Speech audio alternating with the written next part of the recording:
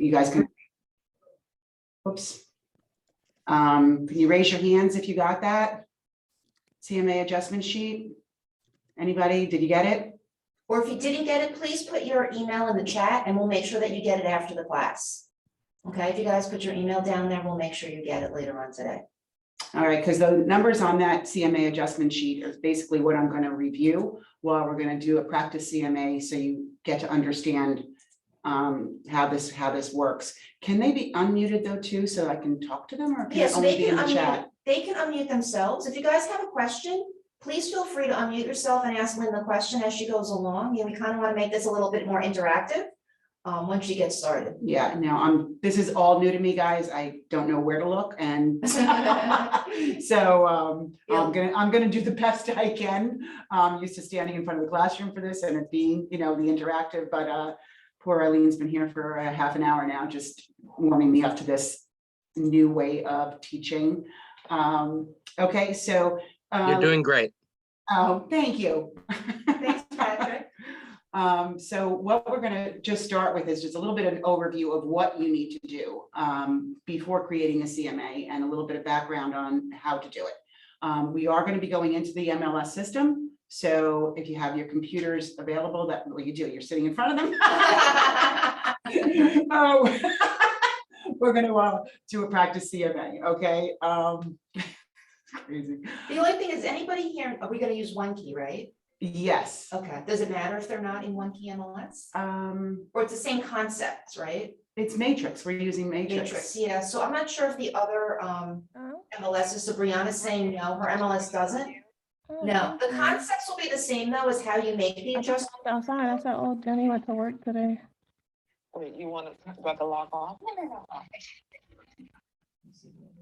Yeah, the concept will absolutely be the same. You may just need to find the CMA manager that is in your, in your particular, whatever you want to Yeah, and if call you're it, working your with a system. productivity coach, check with them because they're very familiar with your Okay. MLS. All right, so anyway, what you need to do first off is naturally, this is two things, all right? This is not just for listings, this is also for buyers. You can do market analysis when you're making offers on things. I know in this market that we're in right now, CMAs don't even seem to matter.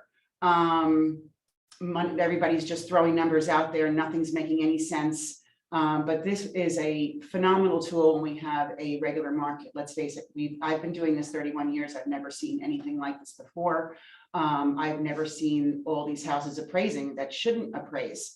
I don't know what's going on. I don't have an answer for you there. But in a regular market, this is a key way to get listings and to know how to strategize your buyers to also with their offers, to making sure that when the appraiser comes out there, that the property is going to pass the appraisal process.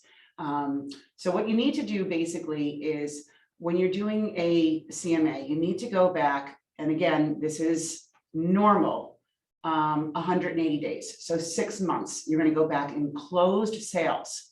It has nothing to do with actives. It's got nothing to do with under contracts. Appraisers right now will use 1 or 2 under contracts in their report. They typically have to use a minimum of 3 closed sales, and then they'll use 1 or 2 under contracts. All right, that is I'm just going by standards of practice at this point. We have a very changing market. So 6 months ago, as you guys all know, the market was not the same as it is now. The numbers have continued to rise. That's why they will use under contract listings, and they always have anyway, but it's more prevalent than ever now to get the newer numbers in the most recent sales. But let's just do the regular playing field. Their standards of practice are closed sales 6 months prior, okay? And I'll talk to you as we go on into this class and doing adjustments on how you can also make an adjustment for a market change. All right, so if you had something that closed 6 months ago as opposed to 1 month ago, you may want to do a line adjustment because of the change in the market, whether it has increased or decreased, okay? So 6 months in closed sales, you're going to go back. You're also going to try to find comparable homes that have that are within 300 square feet, either larger or smaller. That's the max we want to go, okay? Once you start going to homes that are closed that are 400 or 500 square foot, larger or smaller than your subject, the numbers are going to get skewed. How am I doing? Very good. I'm just adjusting it so they Okay. can see your pretty face. There you Okay. go. And you do want to stay, and I know this might get a little trickier from upstate people, but you do want to stay within the same school district if possible. All right. There are, we're in a little bit more of a congested area down here in Rockland, so school districts is really what we focus on. Appraisers sometimes focus on a 1.5 mile radius of where the subject property is. But sometimes we can't even find anything within a 1.5 mile radius. So we just stay within the school district and that's usually fine. Any questions so far? Minnie, No? Minnie does. Minnie has a question. Go on, Minnie. Unmute. My question is that you said up to 1.5 miles, but stay in the same school district? No. Okay, let me back that up. Appraisers sometimes will use a 1.5 mile radius. Okay, Mile and a of half. subject property. All right, and like where I am here, that could be a change in the school district. All right, so we stay within the school district parameters. Okay. Instead of the 1.5 mile radius. And most of the appraisers that I know that we use here try to do the same thing. That's what I would recommend, staying Okay. within the school district. Okay, but I'm just saying that is a standard of practice for an appraiser. Okay. And Thank you. Brianna has a question as well. Brianna? I do, but maybe you're going to get to this. I think we're early in the game. So where we are, the school district covers, like the Delhi School District covers multiple towns. It's a very wide area. You have kids driving 45 minutes on a bus. So, So then you do want to try to stay closer to your subject property. okay. And then we also have that town, village versus rural.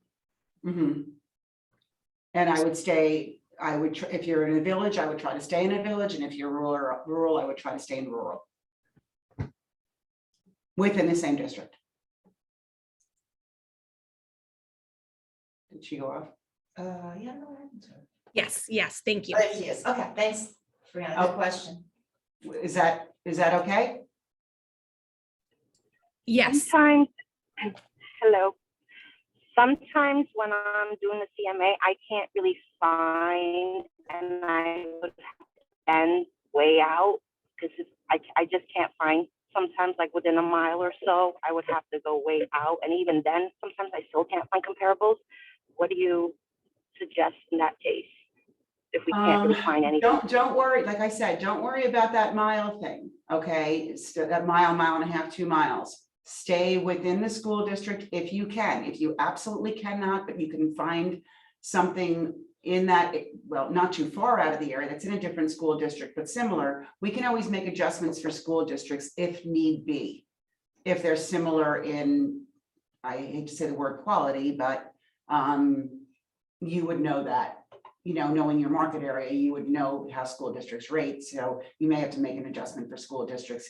If something has closed, that's close enough to your property, and that's a good comp. We do have, we can make adjustments for lots of things. Okay. I have the same problem down here with the Hudson River because some people have river views and some people don't. And, some are on inclines like this, and we have to make adjustments for all that stuff. And sometimes I've had to go back 9 months a year and close sales, all right, to find something similar. And you can do that as well. We try to stay within that 6-month range, but you can go back longer. And if you need to do a market adjustment, then a percentage of how much the market has increased or decreased, you can do a line adjustment for that too.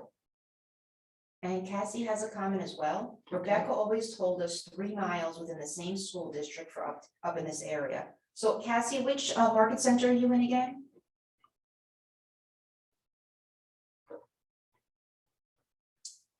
Cassie, HVU, United, okay. So that's Middletown. that's Middletown. And Yeah, you're more spread out there. Like I said, stay in the same school district. I'm not, appraisers depending upon different locations, you're more rural, so they are definitely going to open up that mileage. There's no question about it, okay? All right, Everybody's good?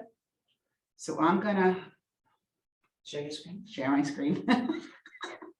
I'm just soaking Um, it all in, you guys, and taking notes. So I'm sorry if I'm a little silent, but I'm, you know, It's new. okay, we're all good. Okay, so sharing my screen. So I'm sharing my screen with you guys right now. And we're gonna just get started on a practice one, just so you can kind of get a feel of what I'm saying and what I'm gonna apply then to the CMA. So the way that I do it, and I know this is gonna, everybody's not on one key, it sounds like, right?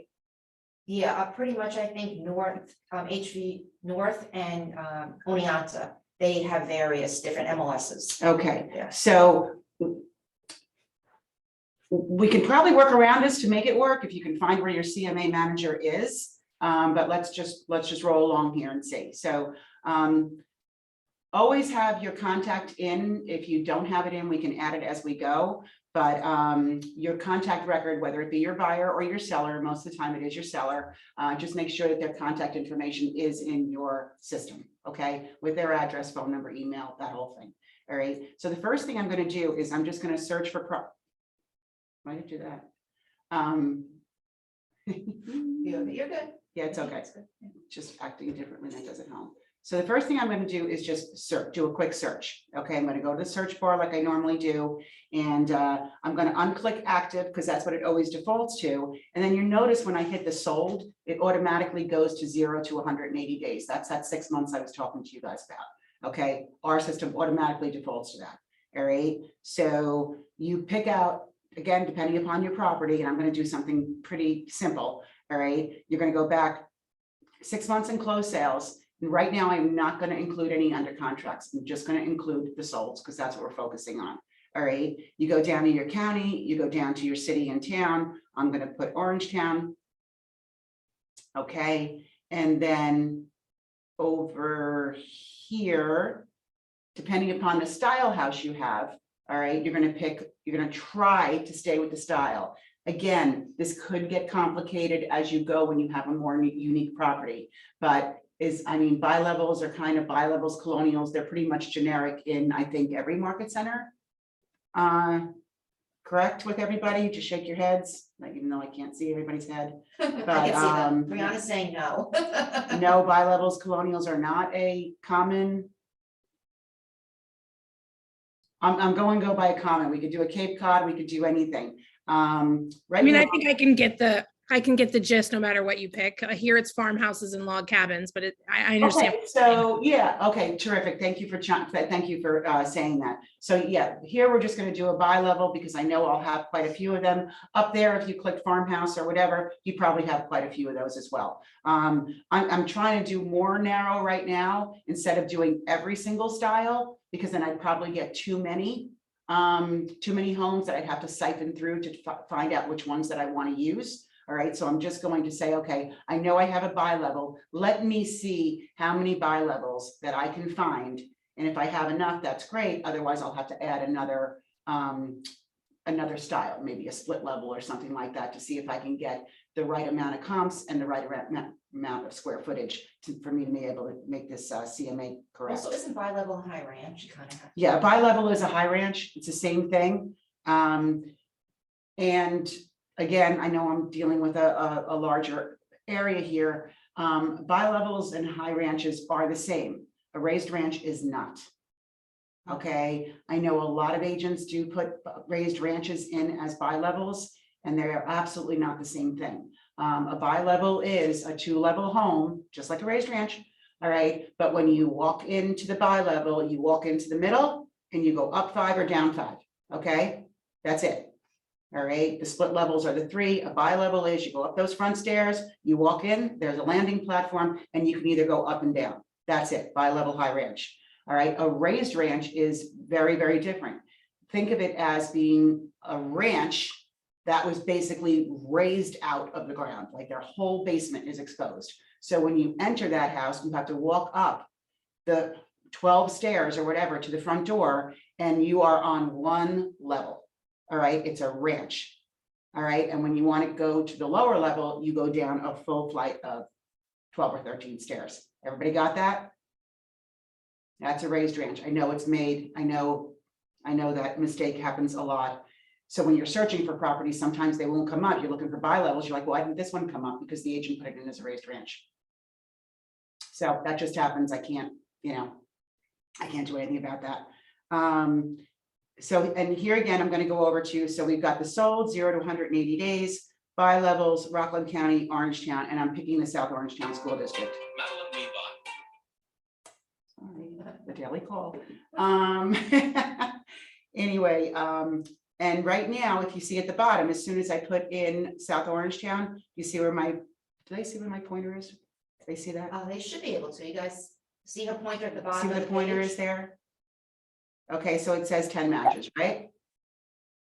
Okay, so I'm gonna go and I'm gonna hit the results and I'm gonna see what it comes up with, all right? So here, and this is what I wanna pay attention to next, okay? These are all the properties that have sold, all right, in Orangetown. And then over here is the square footage. So let's just say my bi-level is 1,900 square feet, somewhere around there. I'm going to be looking for, that's when I like when this is interactive, because so I'm going to be looking for homes that have sold that are either up to 2,200 square feet or over 1,600 square feet. That 300 square foot difference I was telling you about earlier. Okay. Right, looking for the like property or what have you. Right, because I'm not going to use one that's, if I'm 1,900, I'm not going to use a 14. Correct. property. It's Okay, too far out. Right, I'm not going to use a 3,000 square foot property. Numbers will be skewed. It will not work. Okay, so therefore, if I look at these and let's just say, we also have to take into consideration location. So let's just say this particular subject property is on a quiet street. I am going to also try to make sure that the comps that I pick are on quiet streets because, as you know, that does make a difference, whether it's on a double yellow line or whether it's on a residential quieter block, correct? Yes, shake your heads. Yes. Yeah, absolutely. Yes, yes. Okay, all right, so. I'm sorry. How do you find out if it's on a quiet street? I never heard that before. Well, Google Maps. that's, yeah, you can absolutely, well, that's knowing your market, number one. Mhm. All right, that is knowing, I mean, and you guys, I know, have probably a much larger territory to cover up there. Like I know every road. I've been doing this 31 years. I know basically every street in Rockland County. All right, but if you do go to the property, you can click on the property and you can hit the map button. All right, and you can see whether that's the thicker lines are the busier roads and the thinner lines are the residentials. You want me to pull one up and show you what I mean? Yes, please do. All right, so if I pull up this one here, I can go to view map, Yeah. all right, and here you go. This Western Oh, Highway, it's not showing actually, what, that page. that page's not showing? Yeah, it's not being shared. I wonder why. Yeah. We could stop the share and then reshare, so stop. Okay, share. stop share. Yeah, and then hit share. Okay, again. share again, got it. Go to matrix. Oh, go to this? Yeah, the one you Go want to to share, this. yeah. Go to that. Okay. And hit share. Oh, There you go. no. Okay, now you guys can see it, How do you know they can see that? because I see it up there. Oh. You guys can see her now, Oh, right? look, I can see too. Yeah, yeah, Okay. yeah.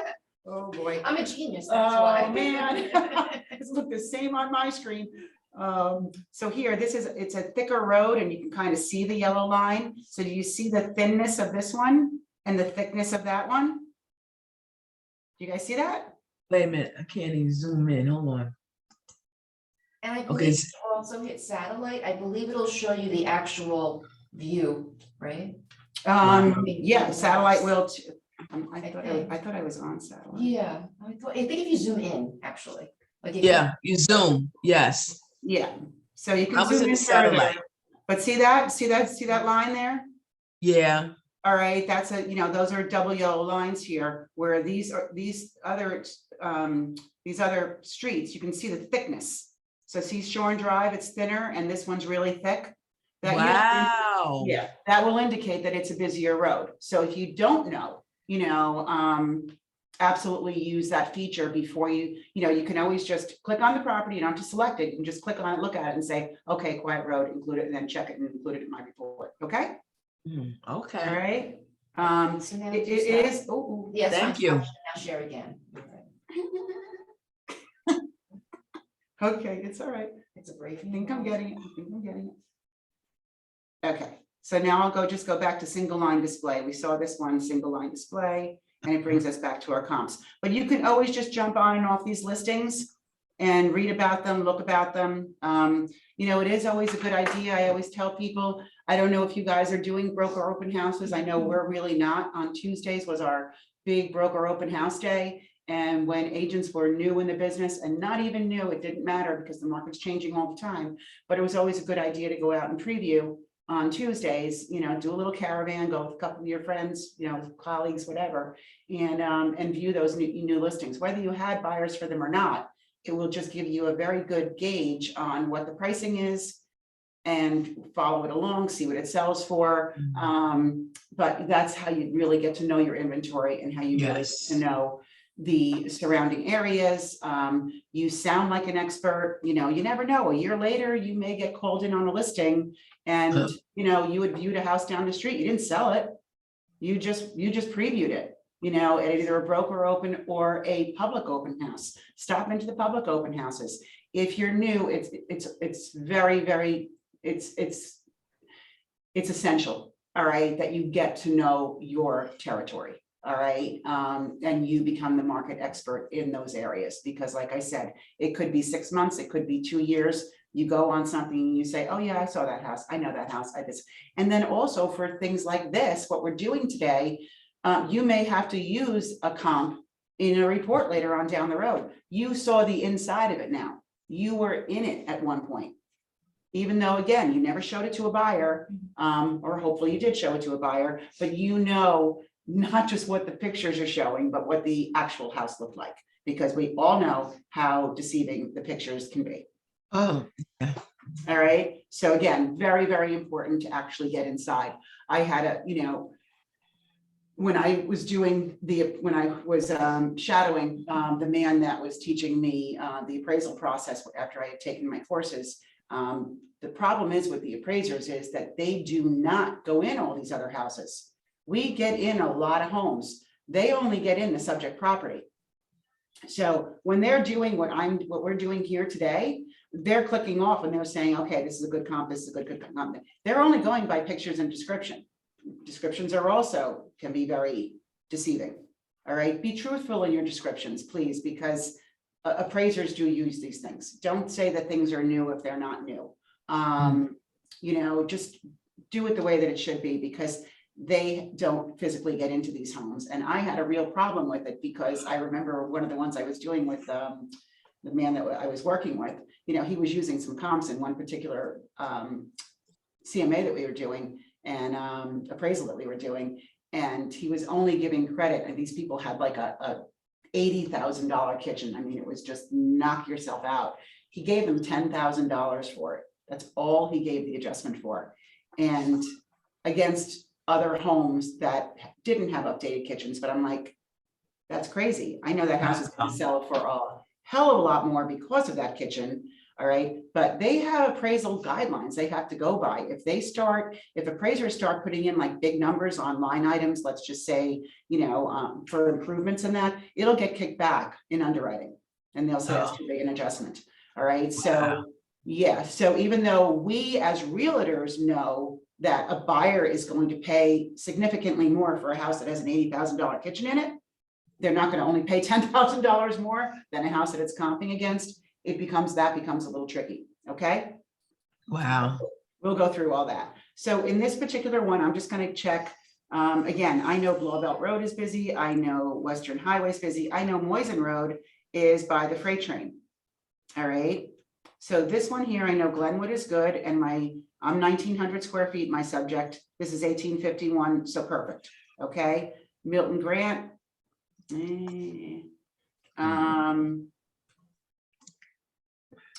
I'm picking out again because I know streets, guys. So just I'm pick up this one. I'm gonna pick up this one.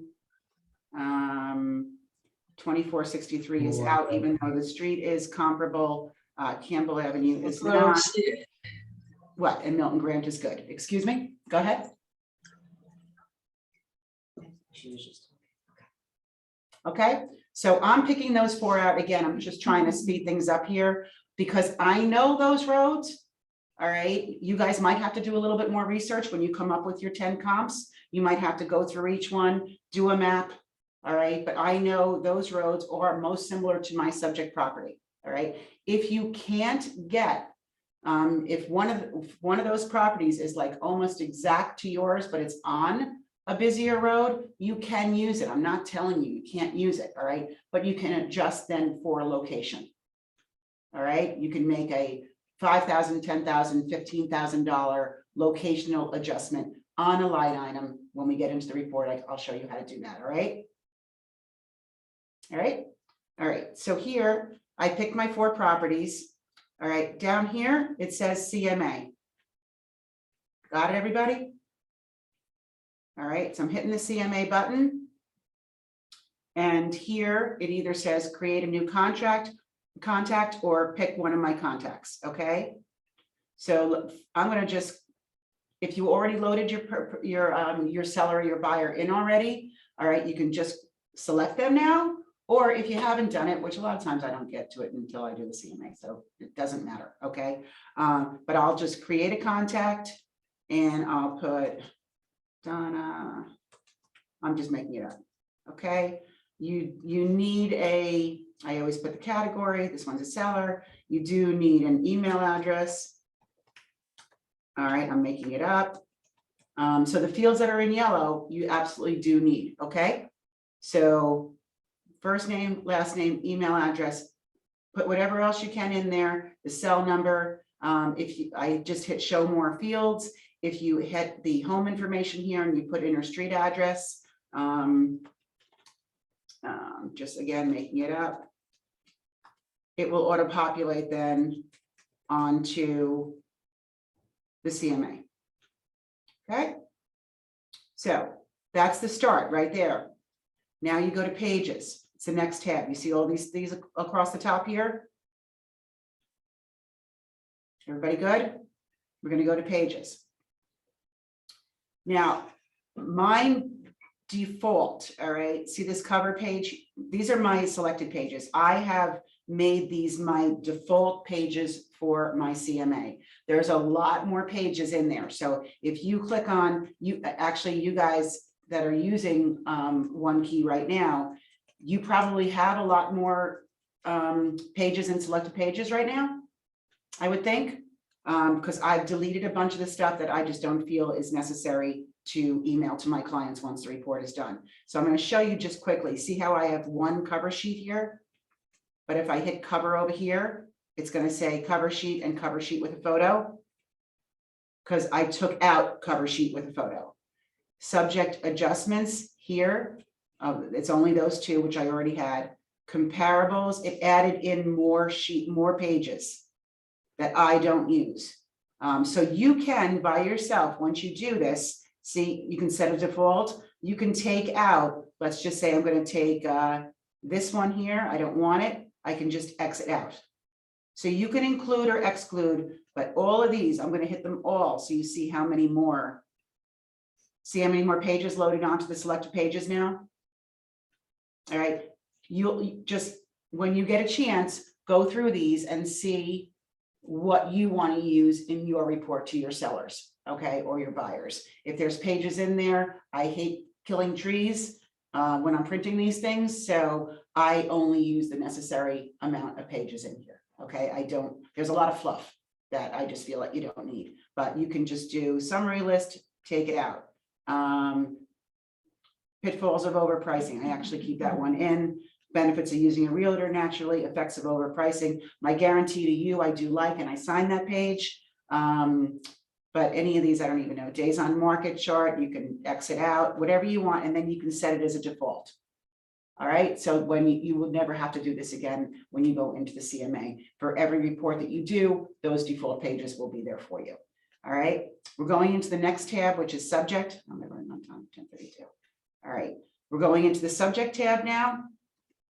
You can either enter from a MLS, or if there was a previous MLS number, you can put it in. I never use that. I always want to put in my information. I don't know if the listing agent last time around had the proper information, so I always do type in the subject fields manually.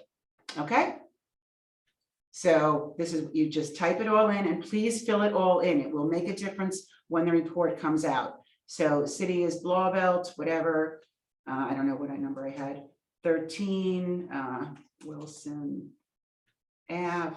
And like I said, please fill it all in. If there's a north or south up here, put it in. There's no unit number, zip code 10913, post office, Blauvelt, county, Rockland, state, New York. I'm doing this so you see what happens when the report comes out. Type is not style. Type is either detached or attached. All right. You'll see that in your listings. That's, again, this is with one key. It's either a detached house or an attached house. So this is detached. Okay. Then you do bedrooms total. Let's just say 4 bedrooms, total baths. It's 2.5 baths. So I put 3, 2, 1, right? 2 full, 1 half. Levels are 2. Style, that's where we put the style, by level. School district, South Orangetown. Number of rooms, that doesn't include bathrooms, it just includes rooms. So living room, dining room, kitchen, family room, 4 bedrooms, it's got 8 rooms, okay? Year built, you get that from the tax records. Let's just say 1972. We don't know a price per square foot because this house is on the market, not on the market. You will see the sold properties though, when we're going to do the line by lines, when I show you the outcome of this, they will show you the price per square foot naturally based upon the selling price. Okay. We don't have a list price. We don't have a sell date. We don't have a sell price, but you will see that on the other properties when they're side by side. Square footage is 1900. Lot size is 0.32. Making this all up, guys. Status you don't need because it doesn't have one. If you have the taxes, it's fine, but it doesn't make a difference in this report. I'll just put 12,300. Attic, you're following here all of the regular fields in matrix. So whatever the matrix fields say, you use. Attic, I'm going to put full stairs. If I could spell. If it's finished, if it's walk up, you know, just like those things that you check off when you have a listing. All right, put whatever those fields are. So this is just a bi-level, so it's just got the full stairs. That's what I'm doing. Central air, if there is none, you put none. If it's units, you put units. All right. Basement, bi-levels are on slabs. Put that. If it's a colonial or whatever, you could put full, comma, finished, comma, walkout. You put everything that you know about the basement. All right. Again, that would be for a different house, not for this one. Whether it be gas or oil, you put it there. The type of heating, hot water baseboard. All right. If you want to put the zones there, you can put the zones as well. Parking, garage, 2-car, sewer, municipal, or whatever. You know, if it's sewer or septic, whatever, I'll put, or you put well there. All right. Now, see at the bottom here, custom fields, they're probably blank on yours right now. They should be. Again, this is something that you can add in and you can set them as a default too. So these are my defaults. Location, updates, fireplace, deck, patio, porches, in-ground pool / generator. Those are what I always use for my defaults. All right. And I think you can do them back. Not in pages. You might be able to save them here. I don't remember, but you can save them there. Like I said, they're always oh, here, save custom fields in default as default. So I did that at one point and they stick with every single CMA now that I use. Now, if I wanted to change any of these or add to them, it's very simple. You just click on it. All right, I clicked on updates and let's just say I want to add something else slash, give me something else, guys. I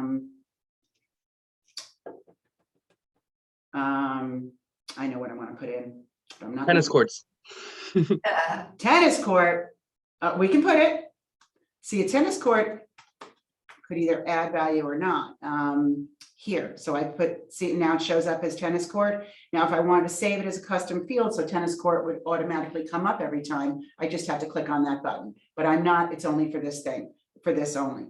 Now, what I want to do though is add to fireplace. For some reason, and I don't know why, air conditioning gets pulled over on our line items when we're doing the CMA. As you saw, I put central in before, but fireplaces, they're a field in our one key. We put number of fireplaces, but it does not get generated over for some reason when we're doing a CMA report. So therefore, I have to put a fireplace line in those other lines. But here, as we were talking earlier about what's going on in today's market, you may want to put a line item in there for market conditions. All right, so I'm going to just put here market conditions. Did I spell it right? Because I took my glasses off. Yeah, I did. All right. So you may want to put that in because you might have to put, let's just say one of these comps sold 6 months ago and the market's up 5%. You might have to add then 5% to that house's value in order to get it to today's value. Does everyone understand that? Of adjustments. Yeah.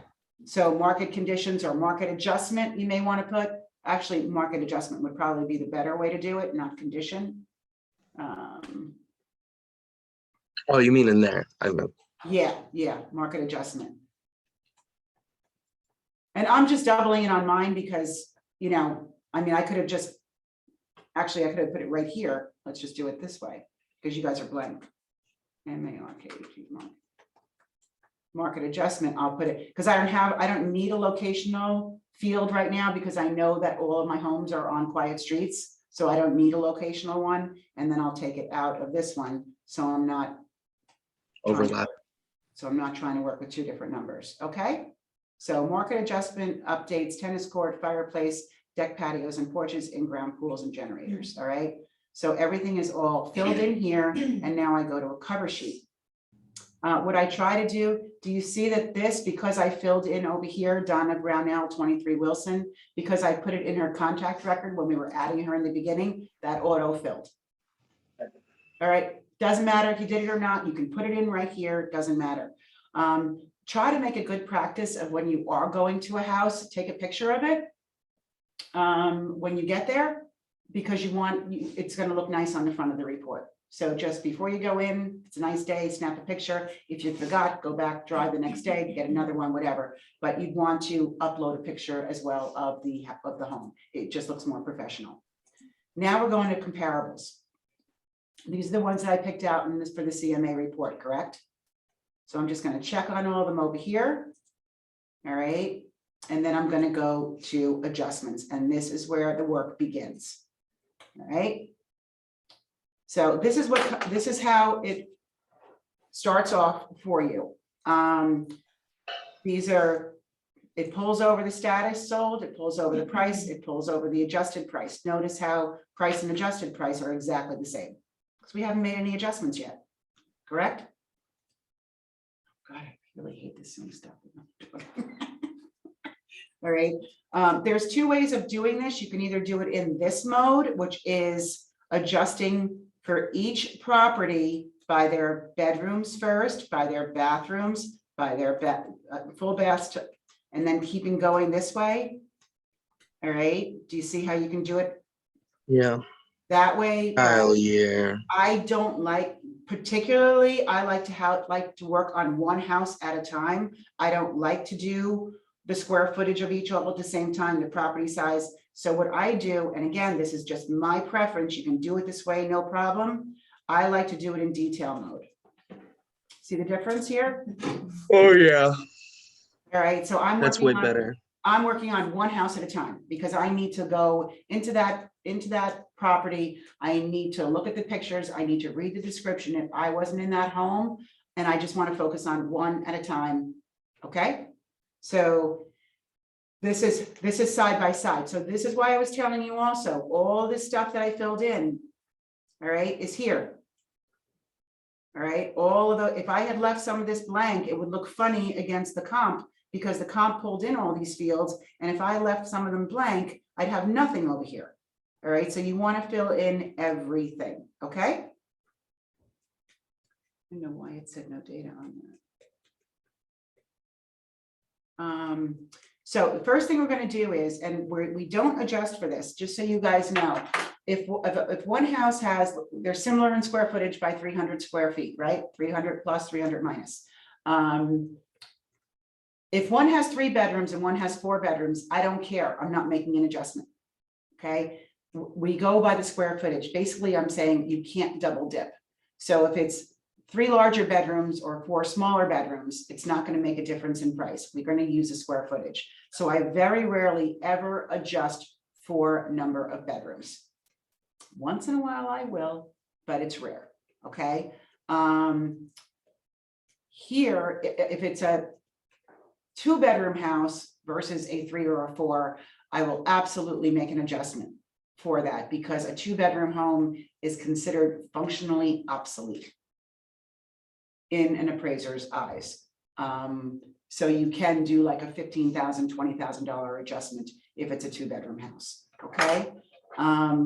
So baths total, I don't even know why MLS added baths total. I think it's stupid. I don't know why we just don't have full baths and half baths. I don't know why I don't know why. I have no words. Because we want to know just how many full and how many half. We don't care about total. We can add, we're not stupid. So here, both of these have 2 full baths, but this one has, my subject has a half a bath. All right, did Erin send you over? I'm emailing her now. Did anybody get the Did flyer? anyone get the adjustment sheet in their email? Did everybody sign up for this? Let Is that- me check. or no? I don't believe I signed up for this, I don't think there was actually. a registration link. There wasn't a I'm emailing her registration. now. Do you have it? I'll Yeah, put it in it's the got a chat. link. Email me the file. Do you have it or no? Oh, yeah, I have it. Okay, so I'll put it in the chat if you email to me. You know what? Quick, guys, let me just do Or that. actually, I'll just, I'm gonna do it from Lynn's computer here. You have it on your phone? I can just forward. Or do you have it right I here can on your just, computer? I can forward it to you from what I sent Erin, Oh, okay. right? Yep. Is Do you have it on your computer? now? We can Of just- course I do. Let's just upload it. that Where the it easy is. way? I know exactly where it is. I'll be right back. I need more coffee. Hang on one second. Oh, Okay. man. All right, we're getting you guys the file right now. Here, no, here. First, we gotta go to chat. You gotta pull it up and then you can find it. So go to more. Oh, then We're you do what giving, you do we're and then giving I'll Lynn a get little lesson here. Hang on, guys. it. Go to more, okay, Chat, yeah. and then we're gonna do file, Mm-hmm. Oh, your computer, yeah. and now you're just gonna find the file and upload. This way you guys have it right away.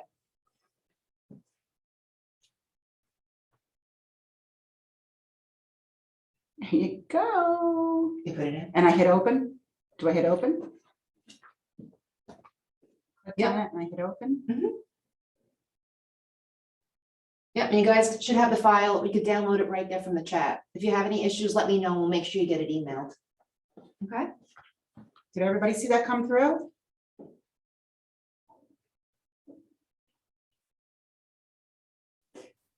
Yes. Okay, Got it? great, guys. So keep a hold of that, okay? This is your entire cheat sheet for doing a CMA.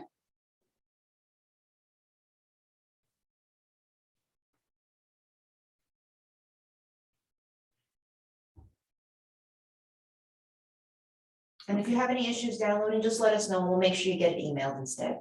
Okay? Okay, so in this particular case, this house has a extra half a bath, right?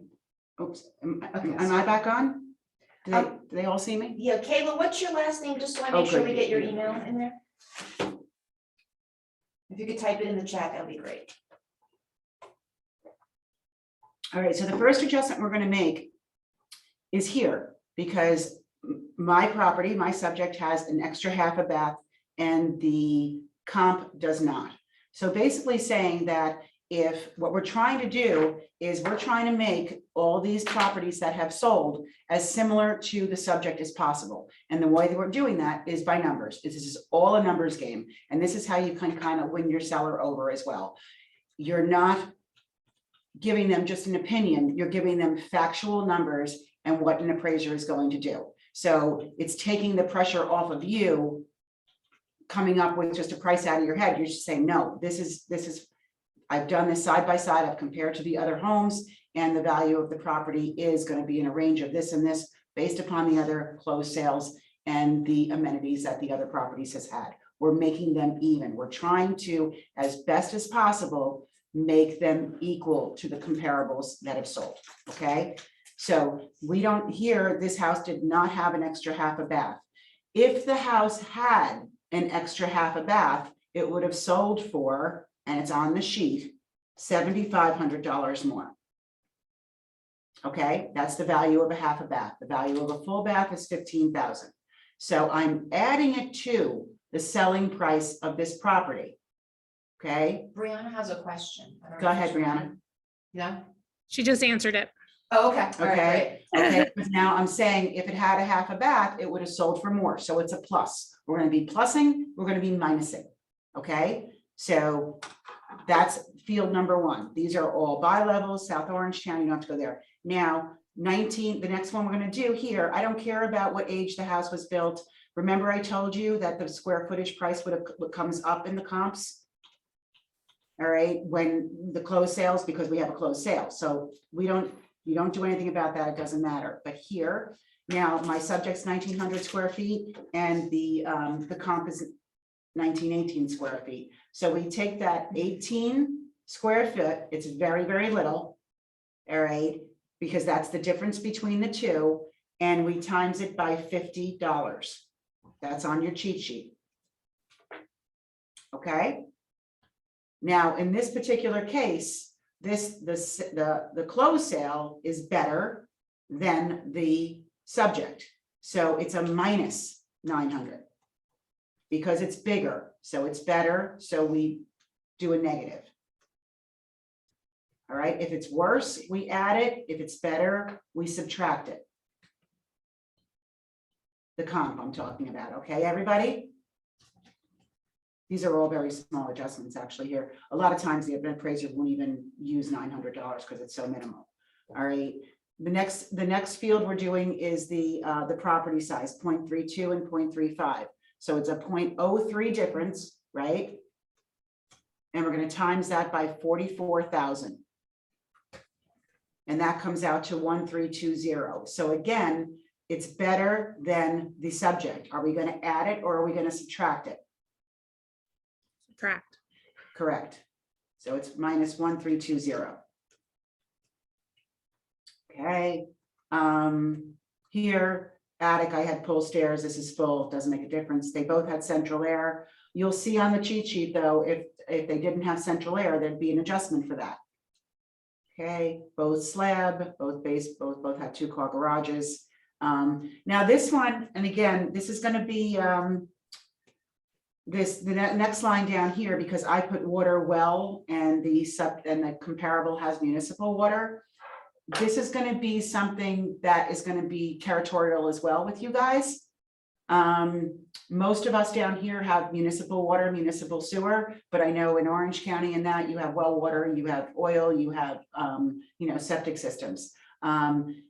Down here where I am, and again, like I said, this is all based upon where you are. Someone selling a house with municipal water is favored over someone who has well water. All right, there's no testing involved, whatever. So I might make an adjustment on that of $5,000 because it's municipal. Maybe I'll do 3.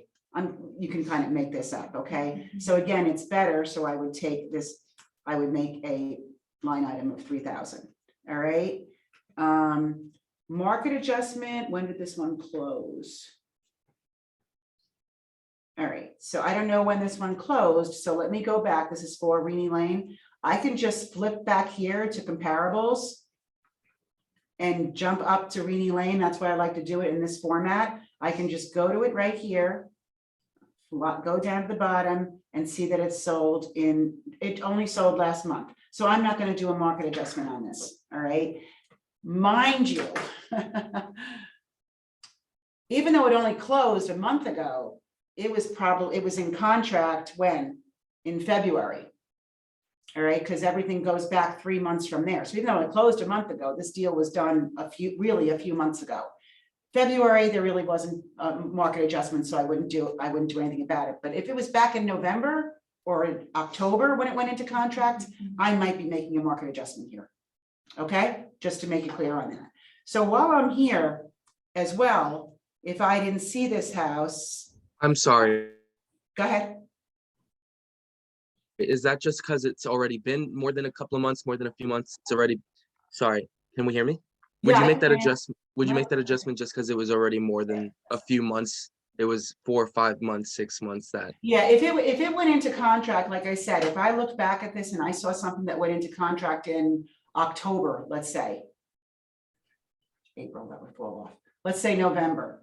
If there was a significant market difference between November Right. and right now, Right now, yeah. whether it be, 3% or whatever, you have to. I thought that's again, what you meant. I just wanted to make sure. Yeah, absolutely. If you know that it really jumped, in that time, then you could put whatever the statistics to be for your particular area, that the market has increased from November to May, it's increased by 3%. You could make a 3% line adjustment there, increasing the price of that comparable property. Absolutely. Got it. Thank you. All right. So this is where I also spend the time now just going, okay, you know what? I haven't seen this house. Let me take a quick look at it because again, the description may not really match, what I'm looking at. And this is a perfect scenario because I know this house and I know the description.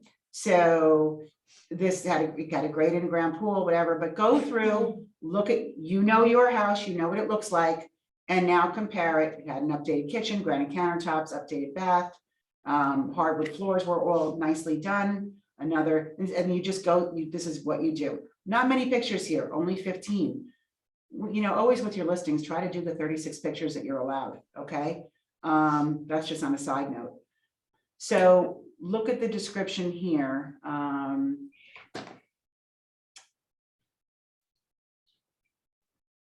The backyard is private fenced in oasis with no neighbors. Now, did you see that picture? The backyard is a No, I private didn't see it. fenced in Is it- oasis with no neighbors. Didn't it share a chain link fence with the neighbor that I'm was not going a to private flip on fence it. of Do any you kind? see this? Yeah. Do you see Yeah. that? Yeah. Fenced in oasis with no neighbors, okay? That is exactly That's hysterical. what I'm talking about. Okay, so just do your homework, all right, everybody? When I saw her list this, and I know the agent, and I was like, oh, here she goes again. But you just know these things after time. Yeah, there's their neighbor's shed, there's That's their hysterical. fence, and she's got no I'm neighbors. looking for the barking dog too. All right, so that being said, we looked at this, we read the comments, and we can just flip back to adjustments now because we were on that particular property, and we can do updates. So let's just, updates is the hardest one. All right, that is the hard, you know what, let's just do the other ones easier right now. We'll come to updates last. All right, so fireplace, let's just say that this house had a fireplace, all right, but mine does not. What would I do? Add a fireplace. All right, I would take away $5,000. All right, because the comparable property was better. It had a fireplace. My subject does not have a fireplace, so I have to take 5,000 off of the selling price. Are you following me? Comparable property has a fireplace, so therefore it will sell for 5,000 more. So I have to take that 5,000 off because my house does not have one. We get that? Again, the comparable is better than the subject, so it's a negative. If it's worse than the subject, it's a positive. All right. So again, here, my in-ground pool generator, all right, my subject does not have a pool. All right, so I've got on the cheat sheet, I think 15,000 for a pool, correct? All right, so I would be minusing that again, correct? I don't have the cheat sheet open with me because I Okay. don't know if, yeah, That's but okay, Patrick, but that's I will what look it at is it now. as soon as I get emailed. Now, believe me, when we get into higher end properties, you know, that backyard could have waterfalls, it could have incredible landscaping. I'm just talking about a regular pool, $15,000, that's it. Because as you guys all know, sometimes a pool is not even a selling point for people. Sometimes they don't even want one. All right, so it doesn't necessarily add a lot of value, but we will give it $15,000 in value. So the comparable had it, we had to take it away because the subject does not have it. All right. Only for an in-ground and above ground pool. Above wouldn't- ground has no value. No value, okay. No value, all right? They can be taken down, they don't last as long. You know, they don't have any value, okay? Deck patios and porches, again, compare your property with this subject, with the comparable. If you didn't have a deck, naturally this would have to be a minus sign, but this one had multi-decks here. So I would probably take this, I think this had a 2-tier deck on it. So I would probably take away an extra 5,000 because of that as well. All right, it was better than the subject. I took it away. Now we're gonna go, we don't have a tennis court here, Patrick, but the updates line is the hardest one, like I said before, because you do have to take into consideration the entire house. And you have to weigh things.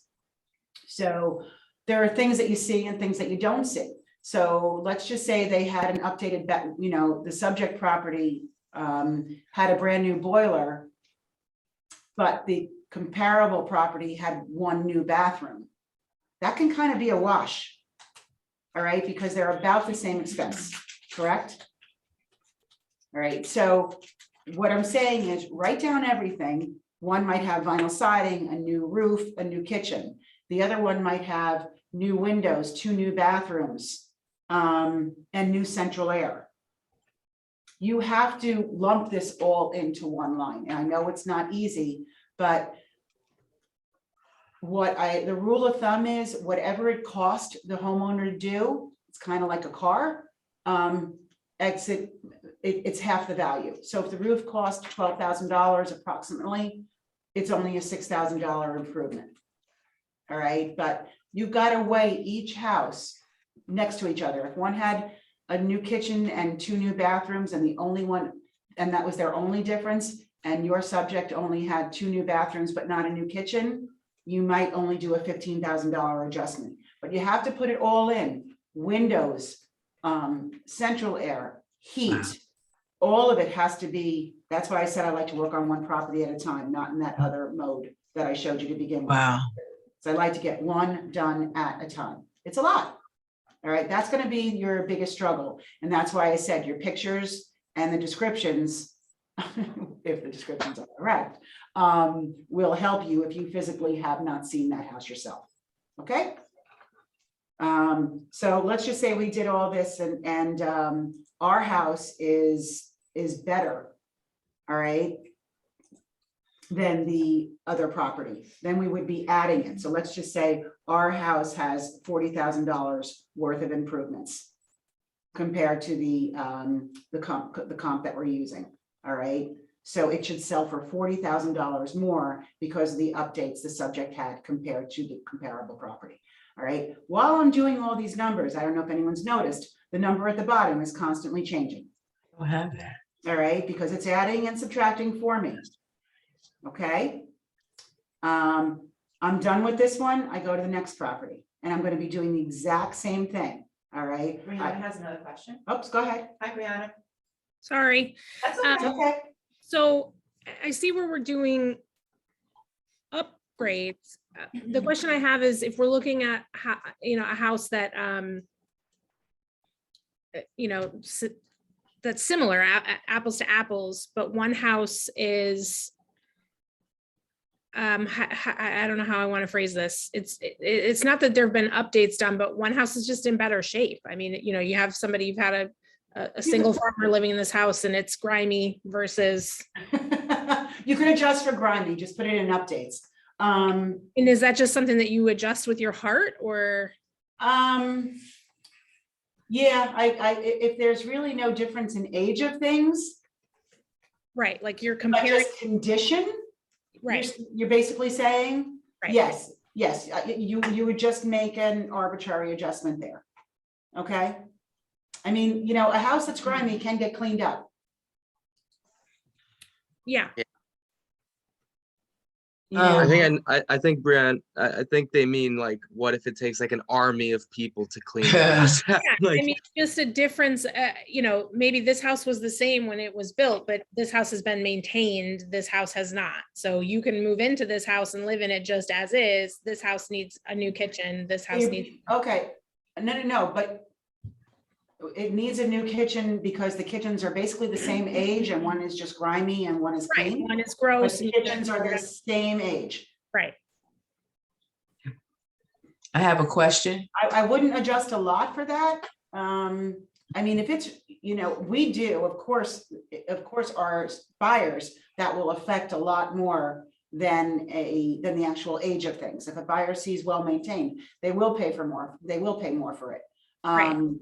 So it's a kind of a fine line because they're the same age, no updates have been done. It's just cleaner. Now, can you clean it and get it into that shape of the one that's been maintained, or no, that's not even possible? right, that's the question. Like, do you need to rip out everything? And because Yeah, that's if a it whole needs to be separate ripped issue. out and it's not even salvageable. That's a separate because issue. it's disgusting, all right, then absolutely, make it like it's a old, I would make a larger adjustment for that, absolutely. Yeah, You can't, and not that it's a new kitchen that the other property has that's maintained. So you Right. can't put in like a $15,000 or $20,000 adjustment there. You might be able to do like a 10.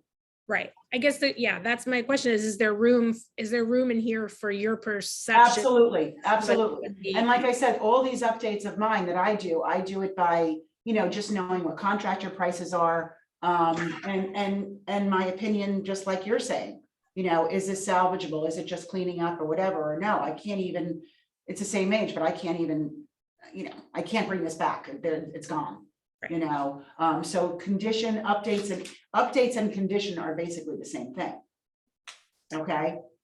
Because I know exactly what you mean, people maintain, people don't, and when you don't maintain, a lot of times you can't even salvage, like a lot of times we have those cedar shakes on the outside of houses, and some of them are in beautiful conditions, and others look like they're falling off because they haven't been maintained. So therefore, that's a major project, and still the same siding, but one now has to be torn off and replaced because you can't get it back. All right. Yes. So by condition, put that in condition and just go by your gut, okay? excuse me, I have a question. Sure. Okay, my question is that when you prepare this CMA, do you go to the house first and Oh, see I'm all so these? glad you said that because I missed that part. Yeah, Yes, or do you call, or you ask them these Thank you. questions over the phone? Thank you. Is that Minnie? Is that you Yes. talking, Minnie? Yeah. All Yes, that's right, my first question. Yep, absolutely. No, and this is, again, this is my personal preference, and I think everybody I've taught does it this way too. But I always do a two-step. All right, so I explain to my sellers, again, buyer CMA is not going to be the same because you're going to be with the buyer, so you're going to see the house already. But for a seller CMA, when I'm called, I always explain to them on the phone that the object of my visit is going to be just to take a look at the house. All right, take my notes, and then I will come back to them, in a few days with a full report and go and review it with them in person. All right, so I go in there with my clipboard. All right, I print out the realist tax from the matrix. All right, this is really important, Minnie. I'm so glad you brought this up. So I use that on my clipboard. I write all my notes on the back of the realist tax sheet. All right. Basically all the same questions. How old's the roof? How old's the boiler?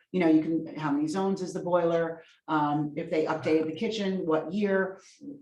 Appliances, if anything's under 5 years of age. All right, I want to know that.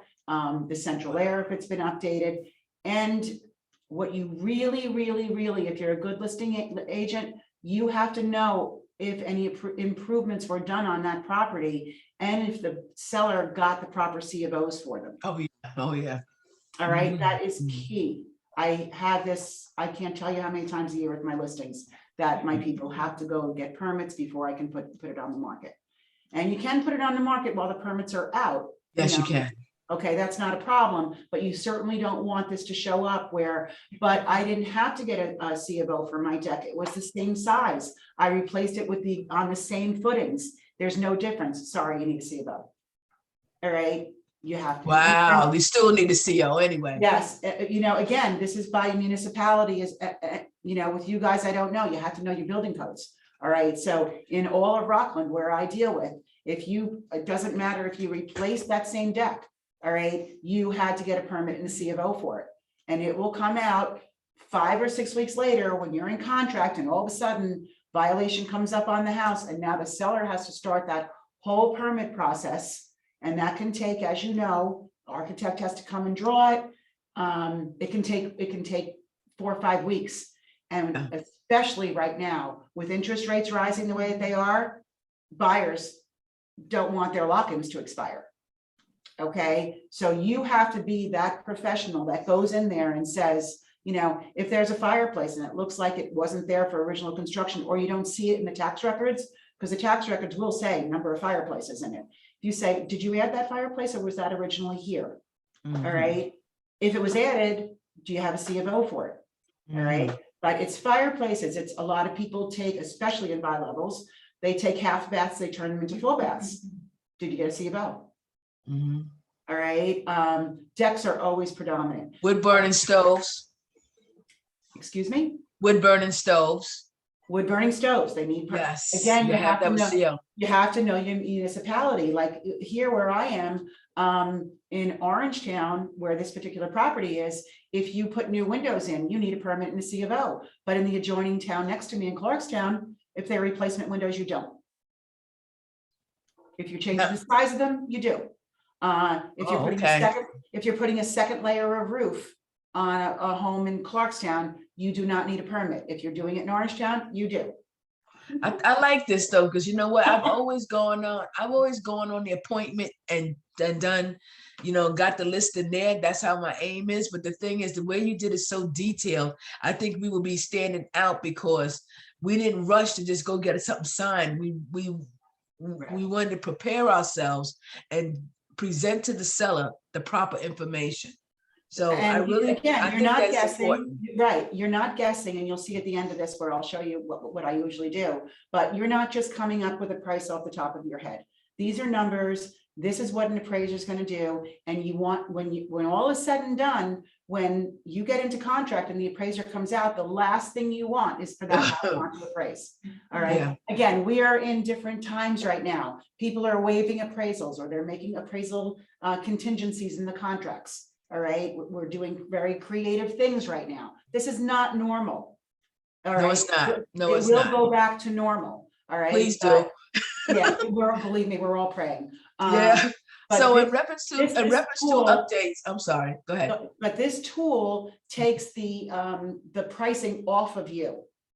All right, because you're using numbers and you're comparing houses that are similar, not just by, you know, in the old days, listing agents just to say, you know, they come in with 5 comps in the area, they throw the pieces of paper in front of the seller and say, well, this house down the street sold for that one sold for this, blah, blah, blah. I think the house is worth X. Okay, well, that house down the street was 1,500 square feet. The other house down the street was 2,600 square feet. That one was in crappy condition. Yours is in, did you make any, you know, how did you compare them? How did you compare them? Oh, yeah. They're going to You ask know, you that. so this is doing it all for you. Yes, yes. All right. And when you're going to come out with a range of value here, like I said, I'll show you what I mean when we're done. We'll do like 1 or 2 more real quick so you can see the outcome of what the CMA does. I can't find the word updates on my screen like you have on yours. And did I miss something? Yeah, you missed something back here. Yeah. Okay, back here in subject. Yes. All right, go down to the bottom. And Right. you can add custom fields in. I had the custom field in. You filled all those in? Did you let me click see. save them after you filled them in? Let me see. Let me see. Because if you didn't click save, it would have just deleted them when you went to the next slide. Say custom field. Okay. Okay. Now I did it.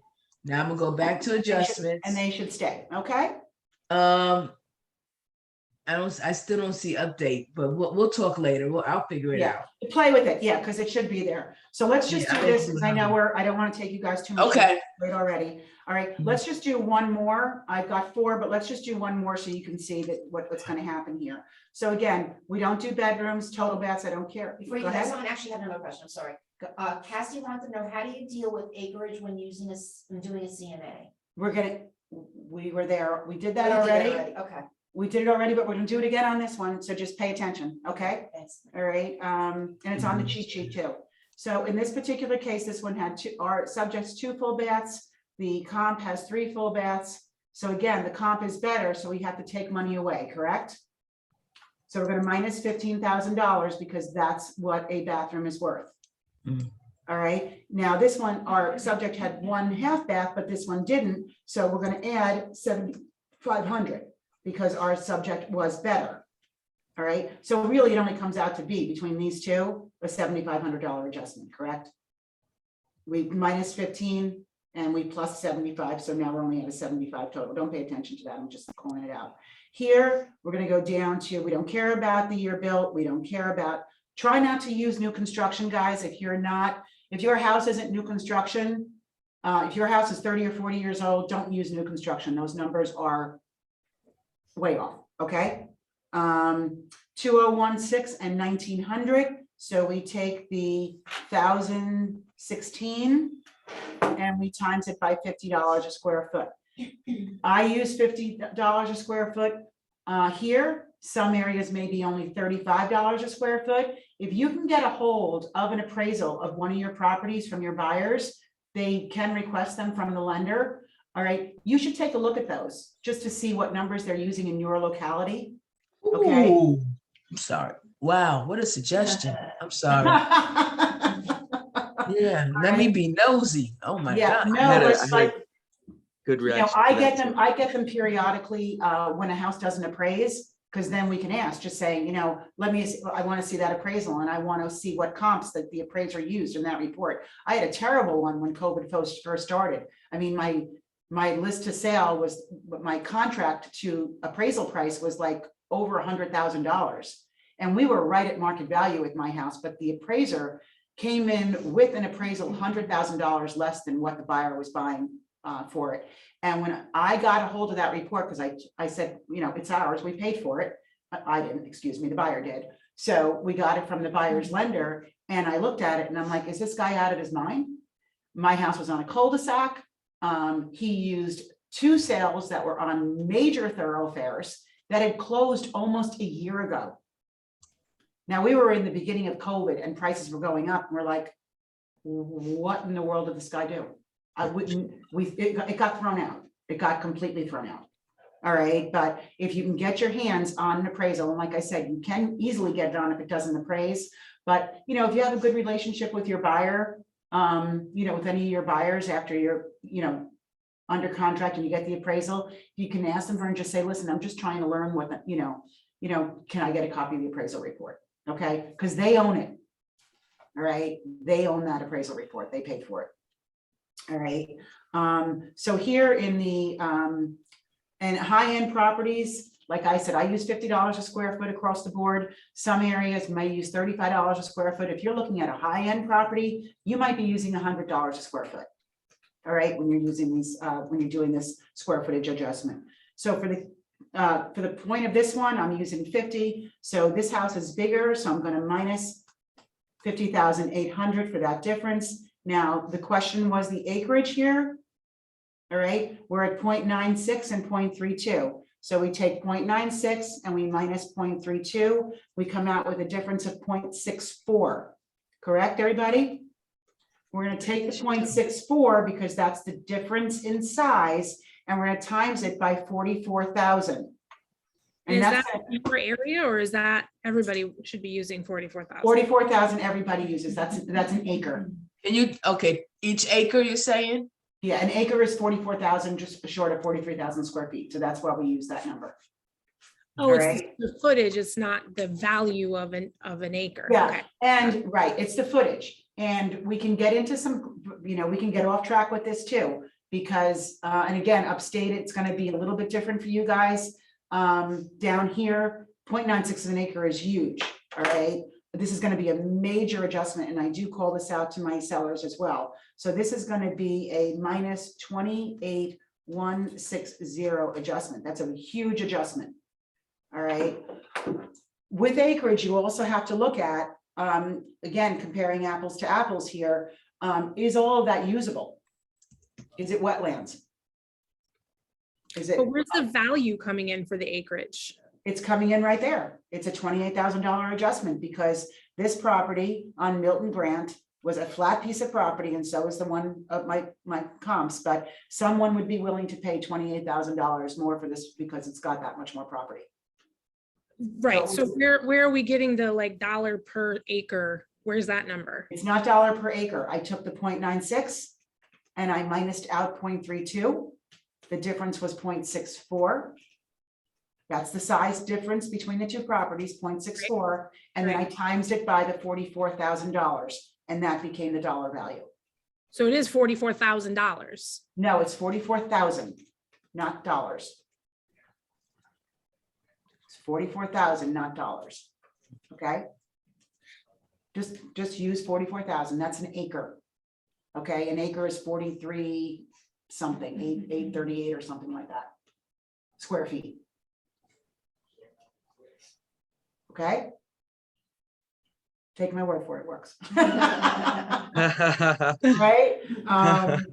Alrighty, so, but an acre, it's square footage, it's not dollars. It's not $44,000, all right? So here, pull stairs is the same, central air. Again, this Milton Grant house, and I'm just showing you guys for Milton Grant here. See this house, it's a bi-level, and they calling it a raised ranch too. It's not a raised ranch, it was a bi-level. Look what they put here, basement, finished, full. It's not a full finished basement, it's a slab. Right? We all know bi-levels do not have full finished basements. So I am not making any adjustment here because this is not correct. This is not correct. Okay. Oh my goodness, I just realized that. Right, so it all depends upon the agent that's loading the listing. They're considering this lower level of full finished basement. No, that square footage is included in the overall square footage of the house because it's a bi-level. So the basement is underneath that as a slab. No, there is no basement. No, it's a bi-level. It's your typical bi-level. It's just you walk in the middle, you go up and you go down. There is no finished basement. It's a slab, but the agent put the lower level in as a full finished basement. Not a full finished basement. It's up here in the square footage of 2016. Oh, good point. Yeah. Basements. We're not talking about bi-levels now because they don't have one. But if you have a colonial or any other home, a Cape Cod, a split level, or whatever, you cannot include that square footage in the overall square footage of the house. All right, you can't. You have to go by the municipal tax record because that shows it's only above grade property is in square footage. You can give the full finished basement that this house doesn't have. But if someone's got, let's just say this was a full basement and this was a full finished basement, this is where you can give that basement value. All right, in another style home. We're not talking about this one, but let's just say we had a slab here. All right, and I've got a bi-level and I'm comparing it to a split level. All right, the three different levels, right? The splits, boom, boom, boom. And a split level has a small basement typically underneath it. All right, so I could have a slab and a full finished split level basement that I could now give value to. I could give it to for the concrete itself and then for the finishing on top of it. So I might give it $7,500 for the basement part of it and another $5,000, maybe $12,500 total because it has a partial finished basement. All right, so that is where you give value to basements, not in the square footage. And I've had this with sellers before saying, but I've got, why can't, it's full, it's fully usable, it's got an egress window, it's walkout with Philco doors. We're giving you value for it, but it's in the basement section, not in the square footage section. I see what you're saying, yeah. Okay, I just want everybody to be clear on that. Go by the municipal record, please. That's the square footage. And there may be a discrepancy with the municipal square footage. And I, again, have had this happen where someone's put an addition on a house and for some reason it didn't come over onto the municipal records. But you walk in the house, it was 22,000 square feet, and you know this house is like 2,600 square feet. It's not 2,000. The addition's not in there. You have to get the square footage of that, and then you can change the real square and put in the proper square footage. All right. You can't include a bedroom or a bathroom that's in a basement?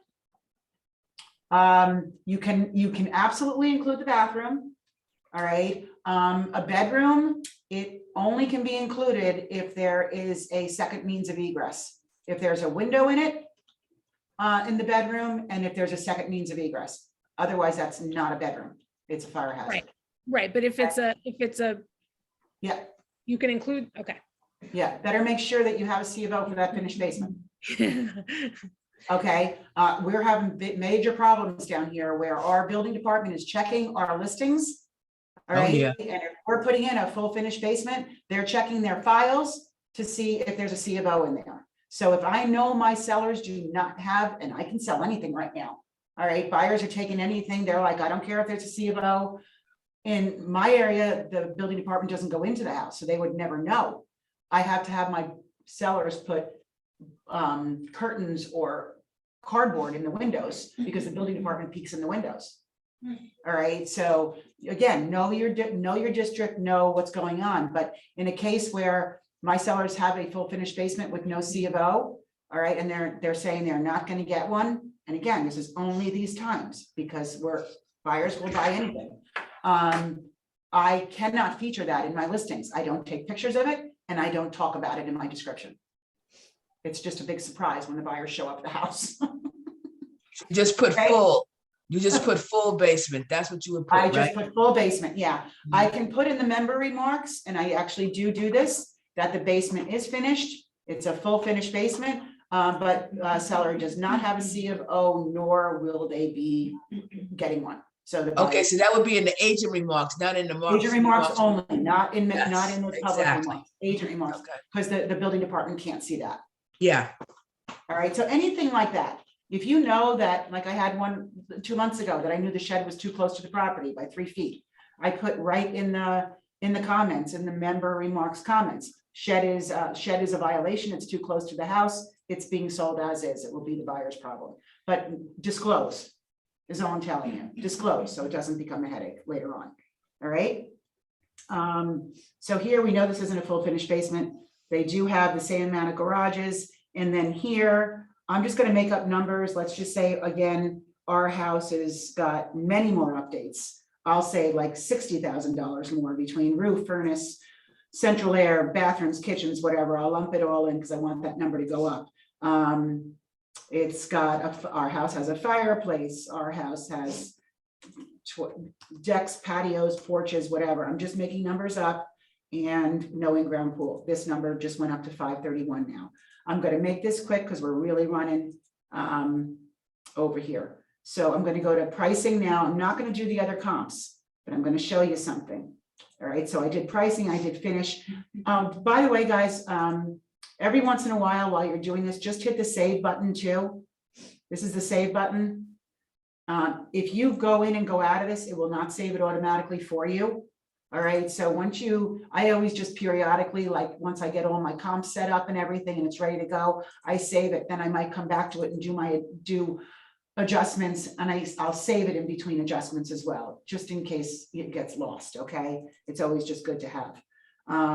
If I had loaded a photo, the photo would be here. I'm gonna hit, you can view the CMA or email the CMA. We're gonna view it now. I very rarely ever email the CMA unless it's a family thing, they're not here and I can review it with them over Zoom or over the phone, all right? I like to take the report once it's done. I make an appointment with my seller. I sit down, I show them exactly how I show them the adjustments. I show them everything that I did, all right? The property size, the condition, location, bathrooms, sent all of it. I show them and they understand it. You do 1 or 2 of them with them, and then you can just bring them to this second page here, which is the important page. So that would typically show your house with the picture, Oh God, these are all out of whack now because I added all those pages. Hold on, guys. Where's my market analysis?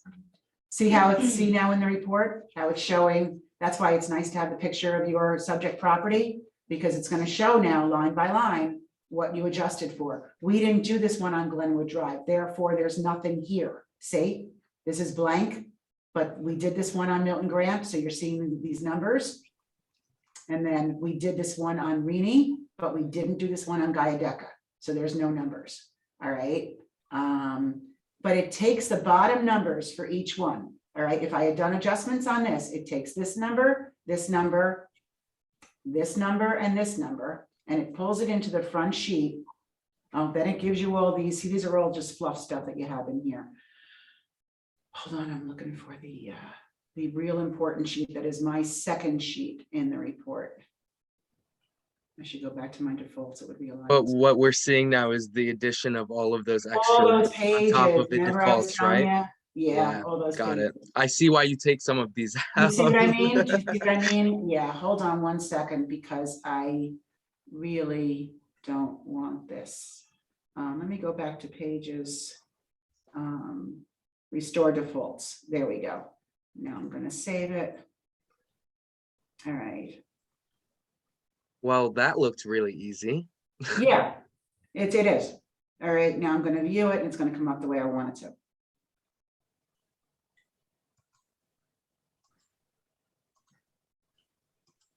It does take a little bit to load. So there's my second page. That's what I wanted. All right, so that's always the second page of my report. First page is the cover, and then here it's going to show your subject, 13 Wilson Avenue. All right, we don't have a price, of course. 4 bedrooms, 3 baths, 1,900 square feet, and we don't have anything up there. These are the 4 properties that were used in the report, correct? This was their selling prices and just an overall general of square footage was, price per square foot when it's sold. All right. Now, this line here, these are the 2 major lines in this report. Your comparable price is the prices prior to you doing any adjustments. All right. So the lowest property actually sold for $539. The highest property actually sold for $675. And then they did a median and average of the other properties, the 2 other properties in there. All right. So they took all the 4 of these, they did a median, they did an average. The adjusted comparable prices after you did this work. Okay, so now because of adjustments, the lowest sale would go down to 531.4. We unfortunately didn't comp this high one, the 675 one. That was one of the 2 that we didn't adjust. Do you want me to go back over that? We didn't adjust the 675 one, so hold on, I just want to show you something. I don't know which one sold for 675. That one right there. The one before. Oh, 675? Yeah. The one before. Number 2. It's 45, 675. Right there. Right, so this one, okay, I want to do this really, really quickly, just so that number changes on the other page, and I'm just going to make up numbers. Let's just say, this one had a 3-car garage. All right. Just so you see something. Okay, I want to view it. Now it's going to change again.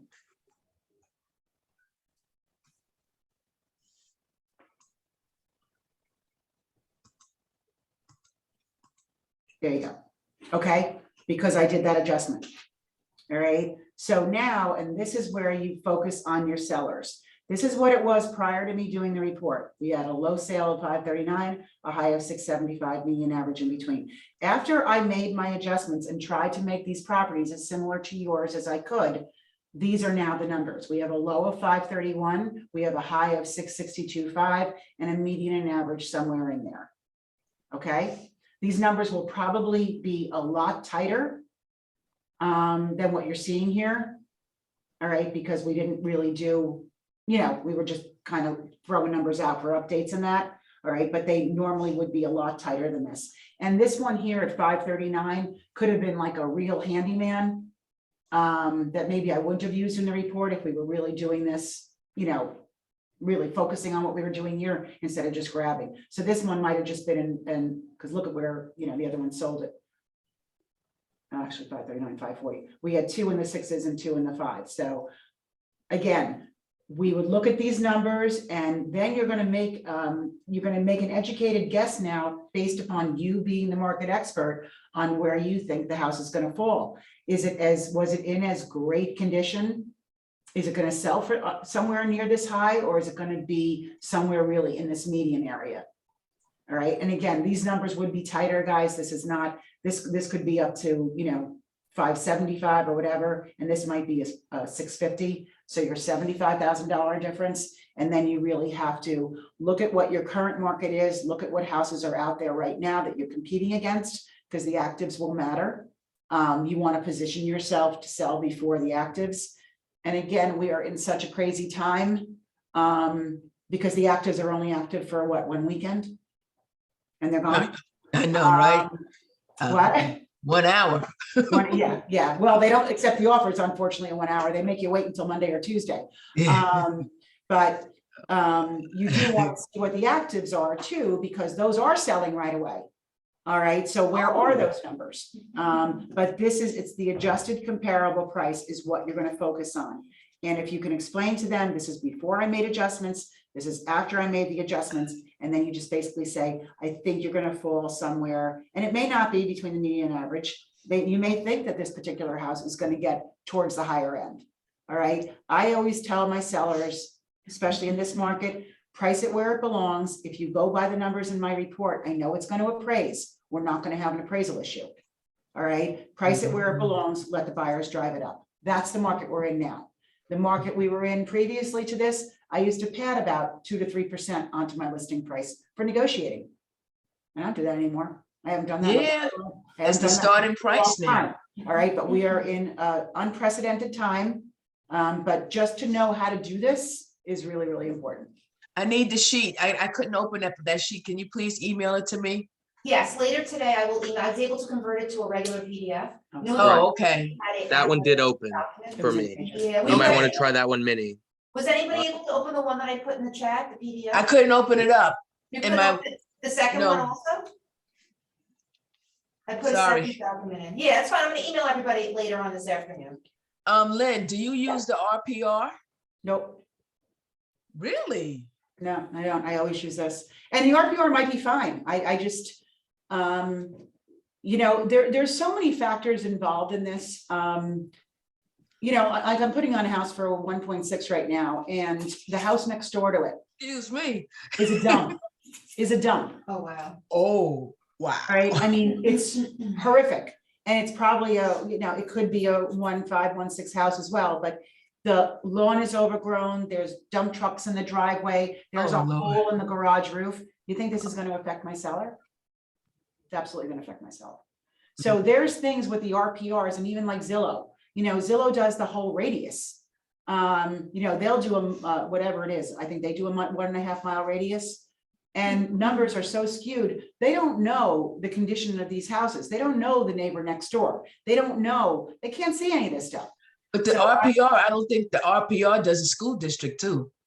I'm Yeah. not sure if it does. I'm not I sure. don't I'm think not it- sure. And I've got a lot certain of things people it on doesn't borderline have. school districts, and it will take higher priced areas and put them in because they're so close to the subject, and it throws the number completely off. Right. Completely off. In the So, RPR, and they doing that? Even in our realist, when you pull up, it gives you, it'll give you a range of value in our realist when you pull up properties. And those numbers sometimes are a range of $200,000. Have you guys seen them in the realist tax when you pull up the realist on the listings? I can't remember what the real list is. What's wrong with me? Hold on one second. I'll pull one up real quick for you. Thank you. And then we'll finish it up. So here. Okay. And soon. So here, I'm clicking on this one that I have coming in. Okay. Realist, right here, RL. Where's where? Realist reports, Oh, RL. Can you see okay. that? Am I sharing still? Land. yeah, I can see Okay. it. So here's realist reports.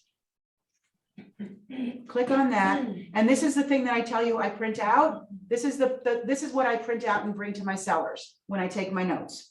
So it gives everything here, and then it gives a market value total of that based upon the tax and assessment.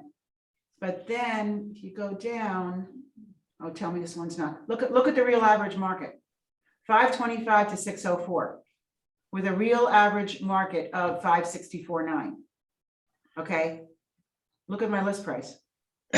Oh, yeah. All right, yeah, that actually, this is a terrible list price. I told them 815. That's what I told them. That's what my CMA came out to.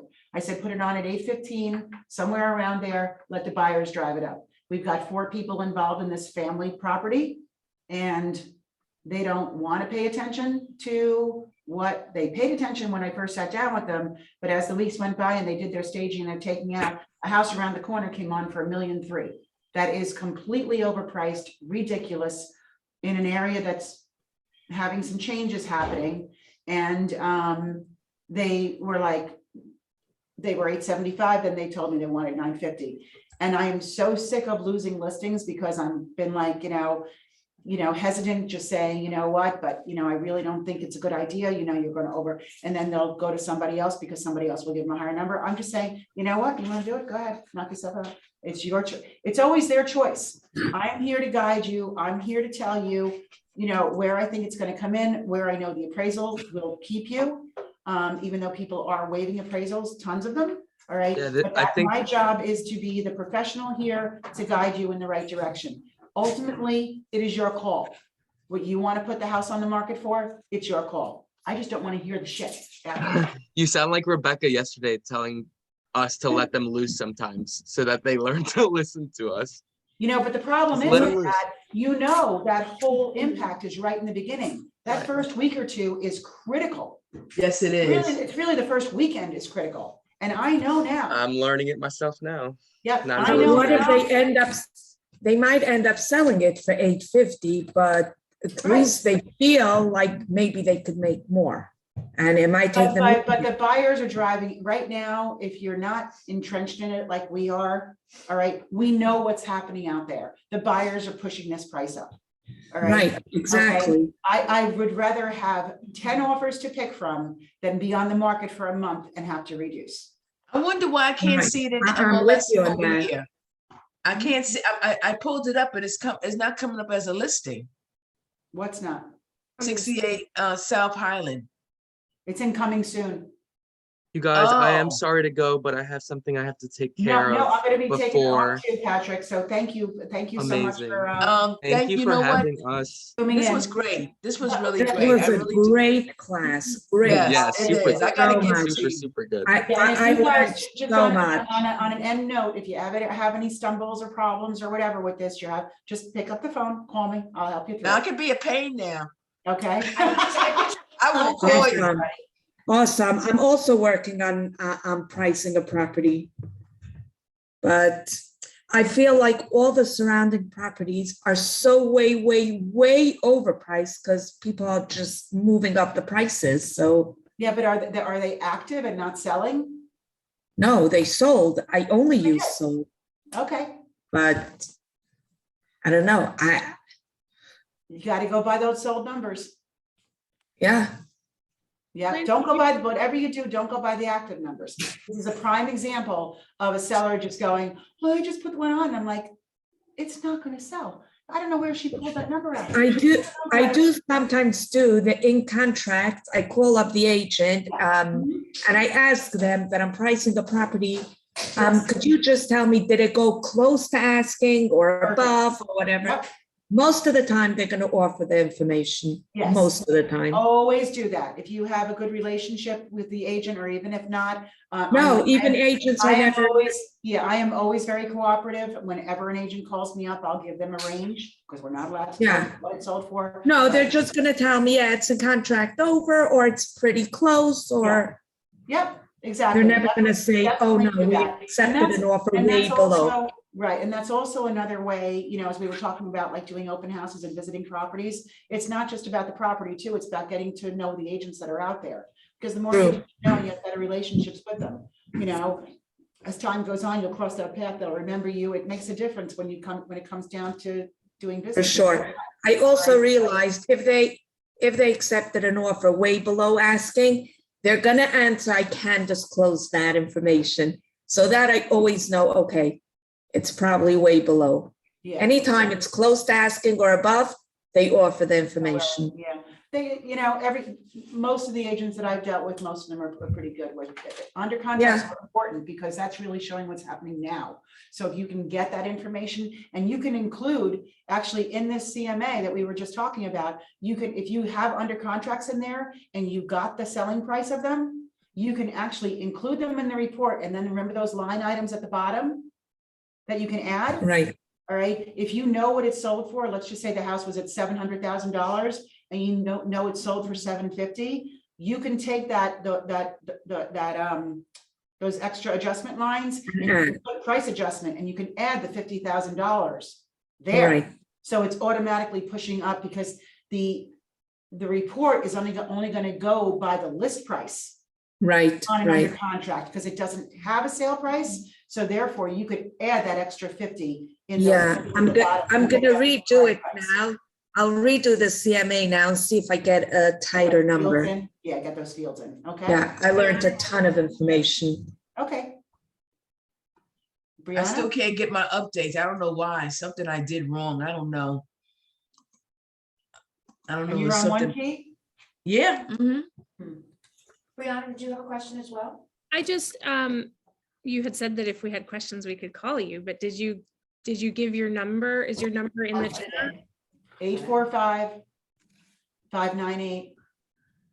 845-598-3411. Okay, I just have a couple questions that I think are really specific to the.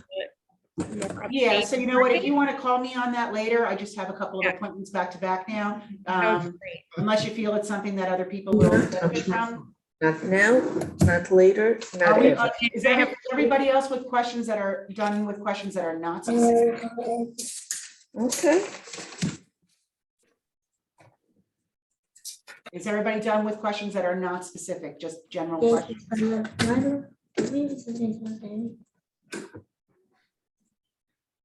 You guys are good? We're good? If you have specific questions, you can reach out to Lynn. I put her email address, lynn.garcia@kw.com. No, it's not, sorry, that's not her email address. It kicks back so many emails. All I right, don't so use it let's put anymore. in her other email. Don't use the one I put in. What is it? Lynn.laudergarcia at Gmail. LAUTERGARCIA. One word? At Gmail. Okay, don't use the KW one, people. She won't answer you because she won't get it. I might get it, but sometimes KW kicks back emails and I Okay. don't know why, so I Use this stopped using email. it. Okay, And I'll add that to the email as well when I email you guys later. Okay? all right, we're all done? Thank you. Okay, you're very welcome. Good luck. Thanks. All right, bye-bye.